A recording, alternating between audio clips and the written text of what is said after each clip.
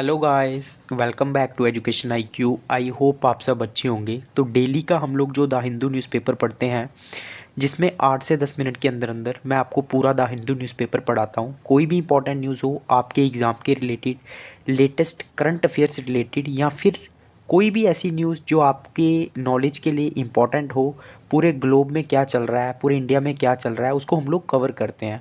एक simple language में मैं आपको पढ़ाता हूँ, एक स्टोरी टाइप, एक समरी टाइप, हर एक आर्टिकल की मैं आपको पढ़ाता हूँ। तो रेगुलरली इन सेशंस को देखो। डेली शाम को मंडे टू सैटरडे मेरा वीडियो आएगा। संडे को हम लोग ब्रेक लेंगे। 8 से 10 मिनट का मैं आपका टाइम लूँगा, जिसमें आपको दो फ़ायदा होगा इसका। आपको एक तो आपको किस तरह से न्यूज़पेपर पढ़ना है, क्या इंपॉर्टेंट है, किस चीज़ को स्किप करना है, वो आपको समझ में आएगा। दूसरा ये समझ में आएगा कि करंट अफेयर्स जो एग्ज़ाम में आते हैं ना, वो सारे आपके यहीं से कवर हो जाएंगे। तो रेगुलरली इन वीडियो को देखो। टेलीग्राम को ज्वाइन कर लेना, जो जिसका जो लिंक है वो मैं आपको कमेंट बॉक्स में दे दूंगा, जो मेरा फर्स्ट कमेंट होगा।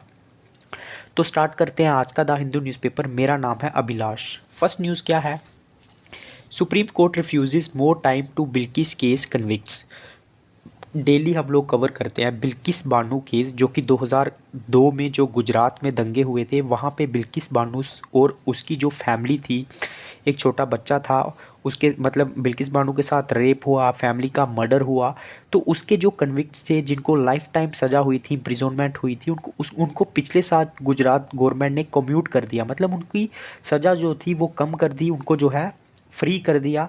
जिसके बाद बिल्किस बानो जो है वो सुप्रीम कोर्ट में गई। सुप्रीम कोर्ट का फैसला आया कि ऐसा नहीं होगा। जो भी 11 कन्फ्लिक्ट्स हैं, सॉरी कन्विक्ट्स हैं, उनको जो है वापस जो है जेल में आना पड़ेगा और अपनी सज़ा जो है वो पूरी करनी पड़ेगी।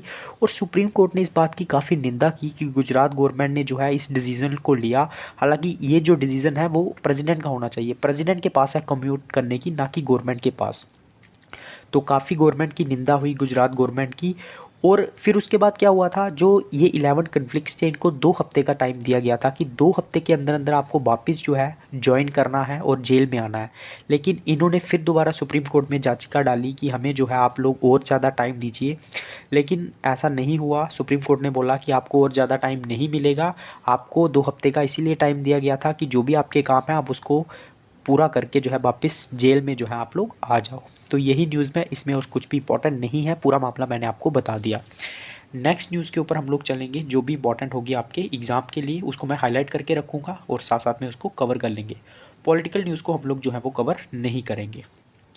हाँ, ये थोड़ी सी इंपॉर्टेंट है। Andhra Pradesh become second state to take up caste census. तो कास्ट सेंसिस की हमने बात की थी, कितनी कास्टिस हैं, कौन सी लोअर कास्ट है। कास्ट सेंसिस में हमें पता चलता है कि कितनी वैरायटी ऑफ कास्टिस हमारे पास प्रेजेंट है, और क्या उनको जो है अप्रोप्रिएट जो है, मतलब सही तरीके से उनको जो है मतलब रिप्रेजेंटेशन मिल रहा है गवर्नमेंट जॉब्स में, या फिर जो गवर्नमेंट स्कीम्स रहती हैं उसके बारे में कास्ट सेंसिस के थ्रू हम लोग काफ़ी पता कर सकते हैं।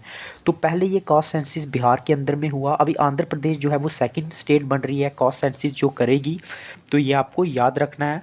तो फ्राइडे को गवर्नमेंट जो है, इन्होंने जो चीफ मिनिस्टर हैं वहाँ के, उन्होंने इस चीज़ को जो है शुरू कर दिया है कास्ट सेंसिस को, और 10 दिन के अंदर ये प्रोग्राम चलेगा। तो इसके जो है काफ़ी बेनिफिट होंगे। उसके बाद जो है शेड्यूल कास्टिस या जो भी कास्टिस रहती हैं उनको इसका बेनिफिट मिल सकता है, जो भी स्कीम्स रहती है गवर्नमेंट की। नेक्स्ट न्यूज़ के ऊपर हम लोग चलेंगे, जो भी इंपॉर्टेंट होगी आपके एग्जाम के लिए। Warmer winter impacts ice hockey 105 kilometre Chadar track in country's coldest region of Ladakh. तो इस बार क्या हो रहा है ना, बर्फ़ नहीं गिर रही है, कश्मीर में भी बर्फ़ नहीं गिर रही है। तो जो सर्दी वाले जहाँ पे बर्फ़ गिरती थी, काफ़ी ठंड होती थी ना, वहाँ पे थोड़ा सा वार्म क्लाइमेट रह रहा है। तो उसकी वजह से क्या हो रहा है, देखो बर्फ़ जो है पिघली हुई दिखाई दे रही है। तो जो आइस हॉकी गेम होता था ना लद्दाख के अंदर, वो भी जो है पोस्टपोन किया जा रहा है। उसके ऊपर भी इसके इम्पैक्ट पड़ रहे हैं, क्योंकि अगर आइस ही नहीं होगी तो किस तरह से गेम जो है वो खेला जाएगा बर्फ़ के ऊपर। तो इसमें यही इंपॉर्टेंट न्यूज़ है, बाकी कुछ नहीं है। तो क्लाइमेट आजकल जो है वो काफ़ी चेंज हो रहा है, जिसकी वजह से ये प्रॉब्लम आती है।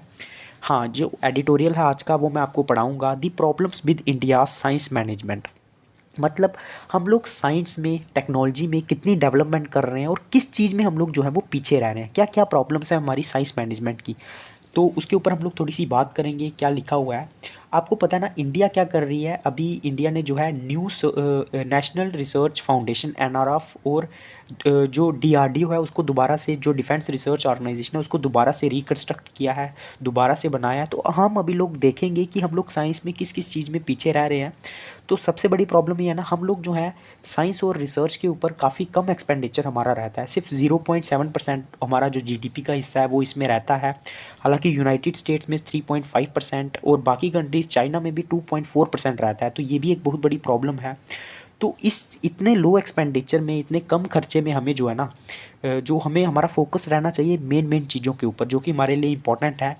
उसके बाद नेक्स्ट क्या है, हम लोग काफ़ी पीछे हैं बाकी कंट्रीज, मतलब जितने प्रोग्राम्स हम लोग साल में लॉन्च करते हैं तो उसमें भी हम लोग काफ़ी पीछे हैं। बाकी कंट्रीज हमसे, एजेंसीज हमसे काफ़ी आगे हैं, ये भी एक प्रॉब्लम है। उसके बाद इंडिया जो है ना, इंडिया की जो साइंस है इसको पब्लिक सेक्टर डोमिनेट करता है, मतलब गवर्नमेंट का इसमें कंट्रोल रहता है। तो इसमें गवर्नमेंट ब्यूरोक्रेसी, पॉलिटिक्स बहुत ज़्यादा रहती है, उतने ज़्यादा फंड प्रोवाइड नहीं होते हैं, उसमें भी हम लोग पीछे हैं। और हम कॉन्टीन्यूसली फंड प्रोवाइड नहीं कर पाते हैं गवर्नमेंट को, ये भी एक बहुत बड़ी प्रॉब्लम है। एक और प्रॉब्लम है कि हमारे यहाँ जो है ना, जो इंडिया के जो एडमिनिस्ट्रेशन संभालते हैं ना वो बड़े बड़े साइंटिस्ट हैं, मतलब सीनियर साइंटिस्ट हमारा जो है वो देखते हैं कि किस तरह से मैनेज किया जाएगा रिसर्च को, इसरो इंस्टीट्यूट्स को। ये प्रॉब्लम इसीलिए है क्योंकि एडमिनिस्ट्रेशन को संभालना अलग है और एज ए साइंटिस्ट काम करना अलग है। तो इसमें भी बहुत सारी प्रॉब्लम्स आती है। बाकी कंट्रीज़ में जो एडमिनिस्ट्रेशन संभालते हैं उनको अलग से ट्रेनिंग दी जाती है और जो बाकी रिसर्च के ऊपर काम करते हैं वो अलग रहते हैं। तो इसमें भी काफ़ी, एडमिनिस्ट्रेशन में भी काफ़ी प्रॉब्लम आता है, ये भी एक प्रॉब्लम है जो आपको याद रखना है। तो अब थोड़ा सा हम लोग इसके कंक्लूजन के बारे में पढ़ेंगे। तो पहली बात तो यह है कि हमें सेपरेट करना चाहिए एडमिनिस्ट्रेशन को, एडमिनिस्ट्रेटर अलग होना चाहिए और एज ए साइंटिस्ट काम करने वाला अलग होना चाहिए। दूसरा ये है कि हमें ज़्यादा फंड एलोकेशन करनी चाहिए, ये भी एक तरीका हो सकता है। तो ये सारी चीज़ें इसमें लिखी हुई हैं जो कि मैंने आपको पूरा जो है आर्टिकल एकदम शॉर्ट में और सही तरीके से जो है वो पढ़ा दिया है। India needs region specific plans to improve climate resilience. तो क्लाइमेट रेजिलियंस को इम्प्रूव करने के लिए, मतलब क्लाइमेट के खिलाफ लड़ने के लिए हमें और ज़्यादा अच्छे प्लान्स की ज़रूरत है। हमें प्रिडिक्शन जो है अपना सही करना होगा कि कब जो है बारिश होने वाली है, कब साइक्लोन आने वाला है। तो इसके ऊपर हमें जो है और ज़्यादा काम करने की ज़रूरत है ताकि हमारी जो प्रेडिक्टिबिलिटी है वो ज़्यादा सही हो।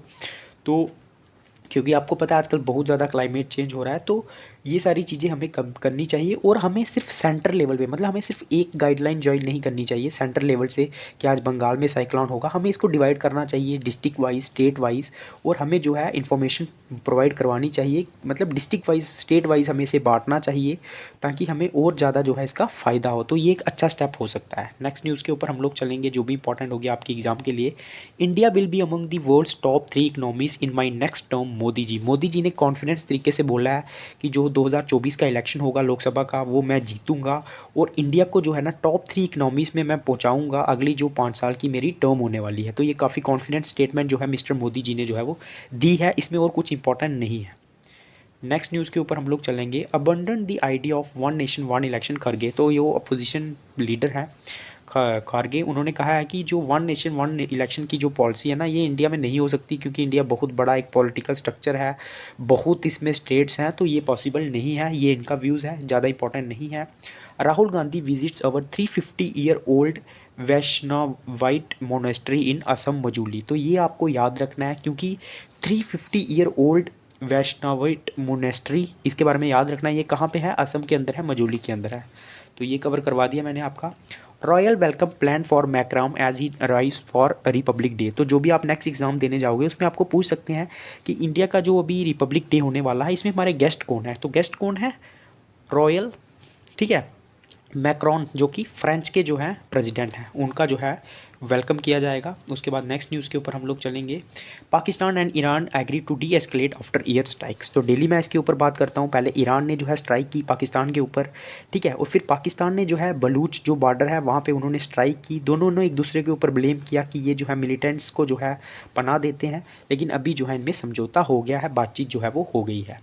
US forces struck Houthis in Yemen. ये लगातार यूएस जो है हाउथीज़ के ऊपर स्ट्राइक कर रही है क्योंकि इन्होंने जो है ना रेड सी के अंदर बहुत ज़्यादा प्रॉब्लम्स क्रिएट की है जो कि रूट जाता है यूरोप को एशिया से। तो ये काफ़ी इंपॉर्टेंट रीज़न है, तो इसीलिए वो इनको रोक रही है। बाकी पूरा न्यूज़पेपर मैंने कवर कर लिया है। वीडियो अच्छा लगा होगा प्लीज़ लाइक करना, कमेंट करना, ज़्यादा से ज़्यादा शेयर करना। जय हिंद।